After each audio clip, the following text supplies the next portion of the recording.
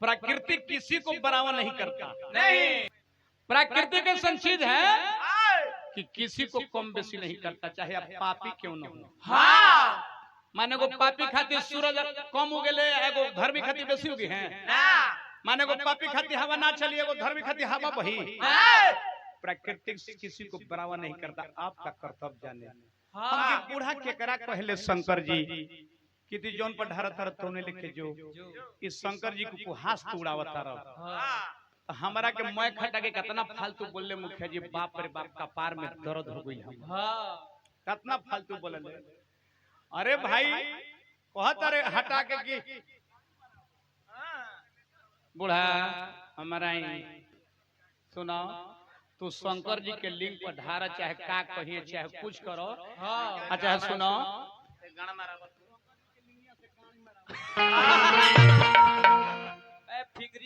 उससे मतलब नहीं क्या हमरा, हम हैं, तू हवा।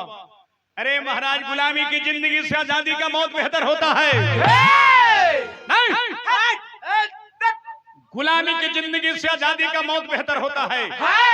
गरीबी तोड़ देती है जो रिश्ते खास होते हैं, पराए अपने होते हैं जब पैसे पास होते हैं।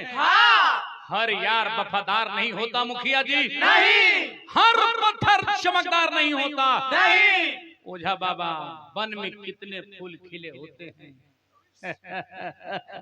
लेकिन हर फूल खुशबूदार नहीं होता। हर फूल खुशबूदार नहीं होता। तो जैसन कहले बड़ा वैसन सुने के। हाँ, एगो नचनिया देखो, भागता ब्यास हाय भकटी उम्र मुश्किल से 20-22 बरस होई। होकर उम्र में 50 बरस, एकर 35 बरस। आ कहतर के हमर लइका करिया करिया वीडियो कॉल पे देखा होता। अच्छा आई तो हमरा बुझाता कि 3 महीना में जन्म भइला के बाद तर शादी का हो गई रहे। नाच तो दिया त तरतो तो लइका हो गलो, सो तो 3 महीना में घरी बच्चा देले होई। बतासा इतना मोट लइका नट गइल। हां, तना बड़का बड़का लइका कैसे बिया गइल, पैंट पेन के कैसे आ गइल। हैं हाथना में तो हकरा के तो माने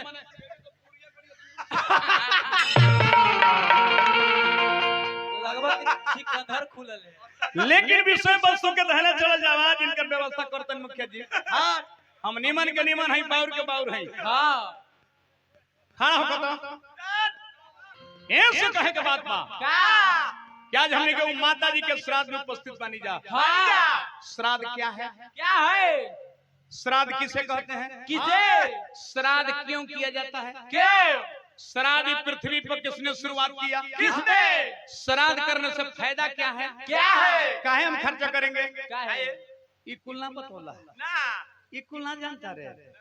कहत कि सबसे बढ़िया तौन बा मानुष तौन, एकरा से बढ़िया मोक्ष के मिले का है?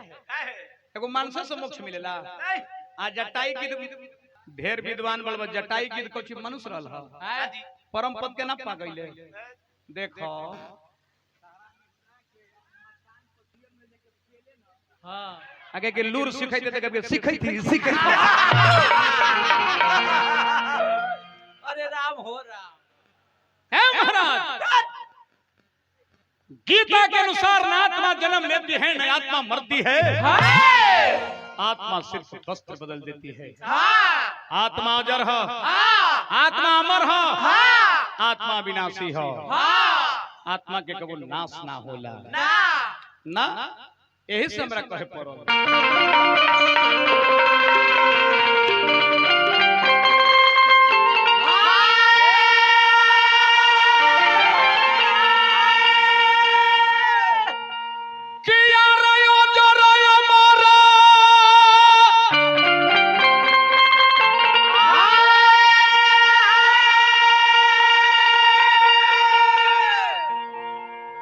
बड़क भाई हमने से ढेर छोटा बड़े।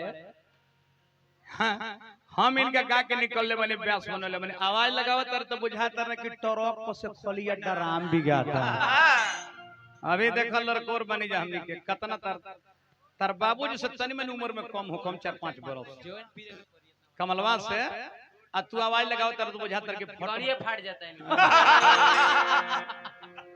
ऐसे कहे के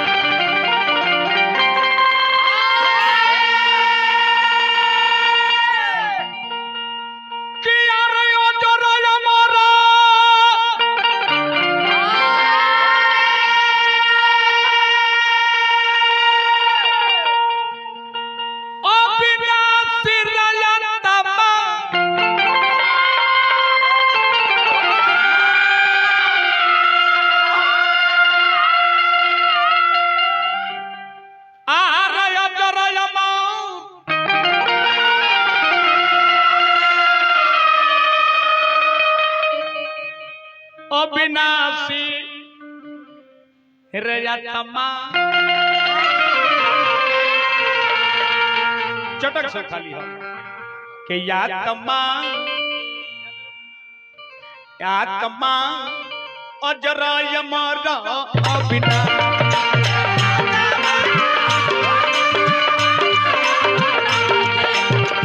आत्मा अजरा यमरा अविना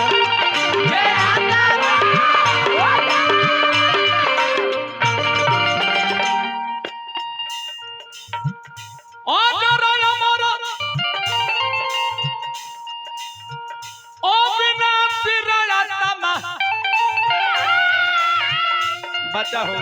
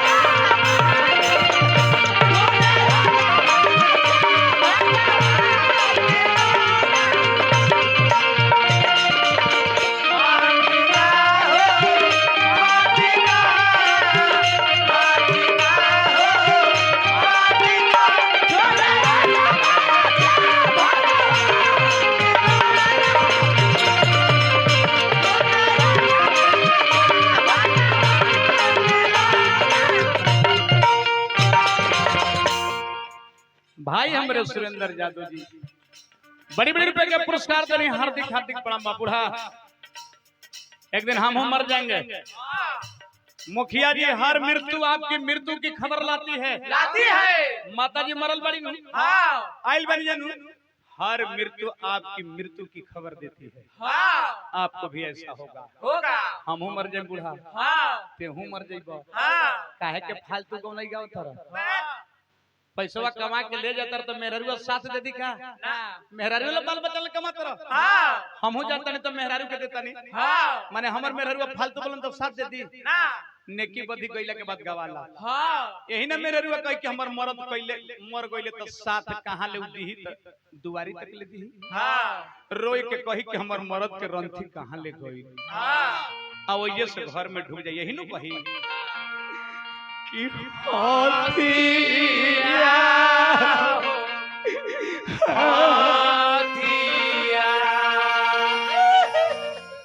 तू हमर तोहरो मेरा हर दुआरी तक रही यही न कही कि बेआसा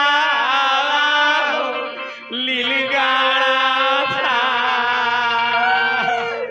झूठो मूठो के फालतू बतिया बना के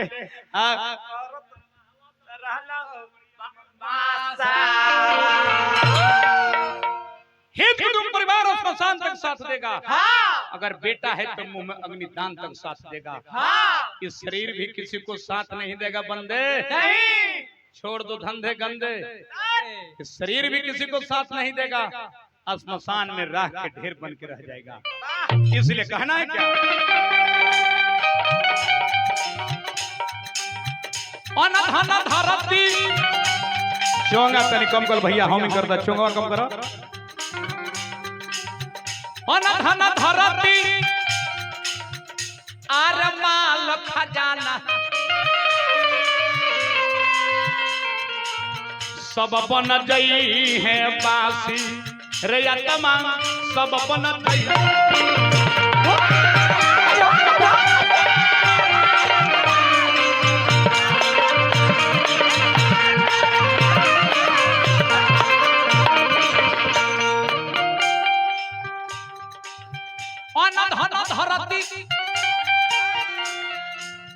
यही जमाल खजाना सब बन गई है बात रे आत्मा सब बन गई।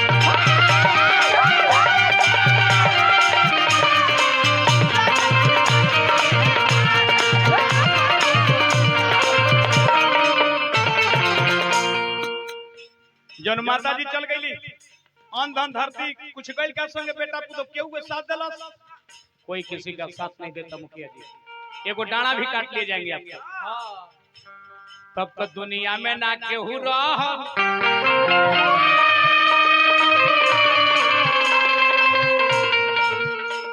अरे ना केहू रही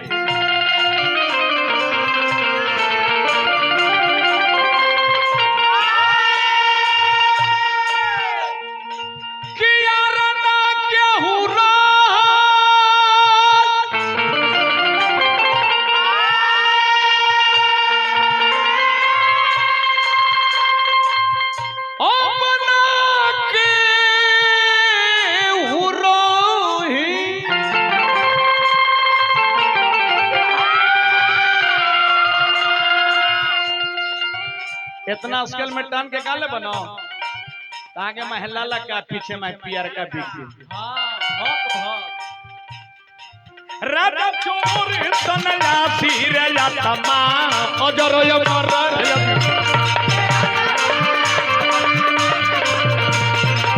तमा अजरो यो मर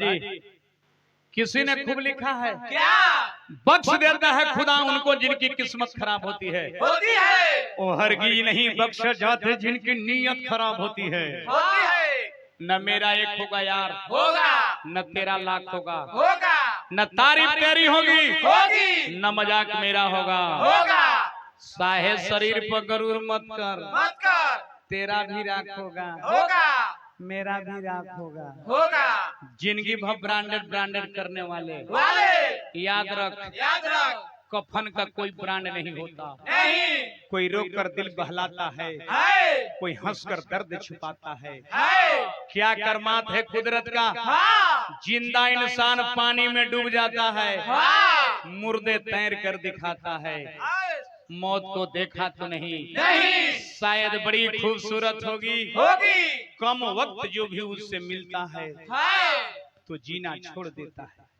इसीलिए कहता हूँ यारो ना जाने जिंदगी की आखिरी रात कब होगी आखिरी बात कब होगी हंसते जुलते मिलते बातें करते रहो बुढ़ा व्यास न जाने एक दूसरे की आखिरी मुलाकात कब होगी ये कुल ना जाने एगो नंबर लगावत है ना आज 50 साल हो गए दादा हमनी के याद से पहले की कौन करे कि सुदर्शन भाई हम लता जी के लय हमर जन्म से पहले भाई आई हाफ पैंट पर घूमत रहने तो इनकर जन्मे न रहते हमरा हाफ पैंट पर कैसे देख ले इनका से पूछी जब इनकर जन्मे न रहता हाफ पैंट पहले हमरा कैसे तू देख लेला तार जन्म रहे तू नहीं खजाना तू हगीज पर गणतर पर सुतावर रहला अरे मर्दे आज 20 बरस नंबर लगावा देख नंबर लगा 94 हाड़ी में 95 500 सुदर्शन की गाड़ी में क्या है शर्म नहीं क्या तारा ढकनी पानी में डूब के मर जाए के चाहे तारा मर जाए चाहे मुखिया जी से कहतर कि मुखिया जी एकरा के वृद्धा पेंशन क दी एकरा के विधवा पेंशन क दी काहे क दी ठीक है हो जाए मुखिया जी अपन क्षेत्र से दूसर में विकास करिए जाके ना ठीक है करे के बाद क दी एकरा भी चांपा कल धसा दी। हां हे पगली में हाथी कल धसा दी। मुंह नीचा मत करो, थोथुन उठावो, मुंह तो बुझाता है मुंह ऐसा मुंह ना घर डुमराव है। हे महाराज ऐसे हमरा कहे के बा खाना को हमार गाड़ी हमार घोड़ा हमार जायदाद हमार जमीन हमार भाई हमार बेटा हमार पुतो ये सब के सब माया है यहाँ। ये दुनिया को स्टेज है साहब। हम लोग ड्रामा करने आए हैं। कोई मुखिया जी भइल बनी, कोई सरपंच से भइल बनी, कोई नाचत या कोई गावत रे, कोई झाल बजावत रे, कोई रिकॉर्डिंग कर रहल बड़े, कोई श्रोता बनल बड़े, सब ड्रामा है। छोड़ के जाए के भाई जैसे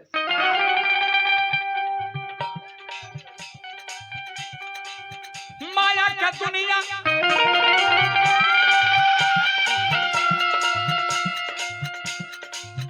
अरे माया के बमेला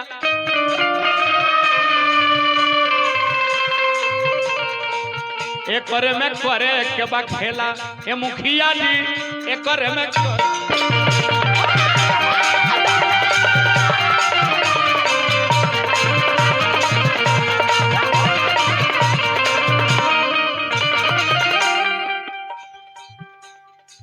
किया रे माया का दुनिया ओ माया के बमेला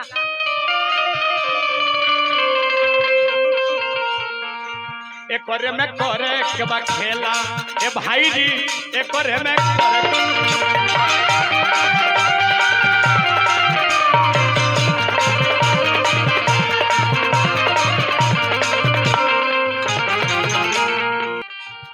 कहे सुदर्शनवा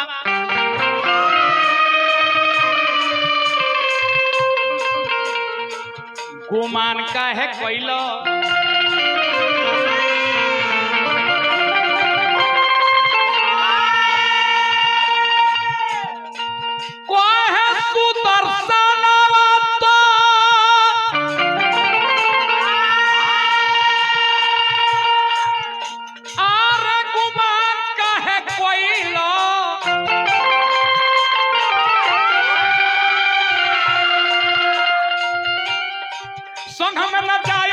छुपका तीर या तमा अजर अमर